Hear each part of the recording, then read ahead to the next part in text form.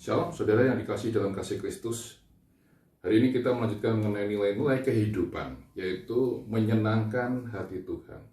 Nah, saudara, 1 Samuel 2:26 mengatakan, Samuel semakin hari hidupnya semakin menyenangkan hati Tuhan, makin berkenan kepada Tuhan. Nah, saudara, Samuel, anak dari Elkana dan Hana, berada dalam lingkungan juga tidak terlalu menguntungkan buat dia, karena Hofni dan Pinehas punya cara hidup yang tidak benar. Tapi hidup Samuel berbeda dengan Hofni dan Pinehas. Hidup Samuel menyenangkan hati Tuhan. Nah, saudara, kenapa bisa Samuel disebut menyenangkan hati Tuhan? Nah, yang pertama saya tarik yaitu soal kedewasaan rohani. Walaupun Samuel masih muda, tapi kerohaniannya dewasa. Banyak orang yang hidupnya tidak dewasa rohani dan itu tidak menyenangkan hati Tuhan. Kedewasaan rohani terbentuk ketika kita menghadapi kesulitan, masalah, persoalan, dan tantangan dalam hidup yang ada. Bertubi-tubi persoalan terjadi, masalah terjadi terus-menerus, kesulitan, ekonomi, keluarga terjadi, tapi kita tetap kuat di dalam Tuhan. Itulah yang disebut dengan dewasa rohani.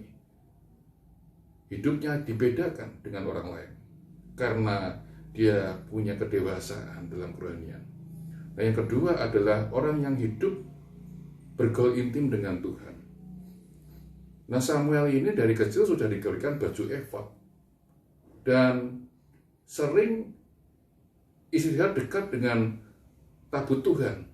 Ini kan hal-hal yang tidak lazim, tidak biasanya. Ada seorang anak yang dari kecil suka dekat dengan tabut Tuhan, suka dekat dengan hadirat Tuhan. Kita punya anak masih kecil aja belum tentu begitu hobi dekat dengan Tuhan, merindukan Tuhan setiap saat, setiap waktu. Mungkin lebih suka dengan mainan-mainan yang dia gemari, hobi yang dia sukai. Karena umumnya anak-anak lebih suka dengan hal-hal yang menyenangkan dirinya sendiri daripada untuk Tuhan. Tapi Samuel itu beda. Hidupnya dekat dengan Tuhan sedari kecil. Dan itulah yang terjadi sehingga dia disebut menyenangkan hati Tuhan. Sehingga perjalanan hidup Samuel kemudian tangan Tuhan menyertai dia, memimpin dia, mengangkat dia, menyertai dia di tengah kesulitan apapun yang terjadi. Karena dia suka hidup dekat dengan Tuhan.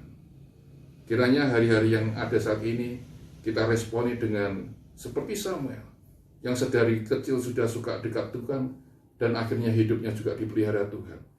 Kita juga belajar terus menyenangkan hati Tuhan dengan hidup dekat dengan Tuhan. Bukan hanya tahu Tuhan tapi mengalami Tuhan. Dan ketika kita terus dekat pada Dia, yakinlah pertolongannya akan datang dalam hidupmu. Anugerahnya akan dinyatakan dalam setiap langkah-langkah hidupmu. Dan Dia ada di dalam hatimu. Amin. Tuhan berkati. Sampai jumpa di edisi yang lain.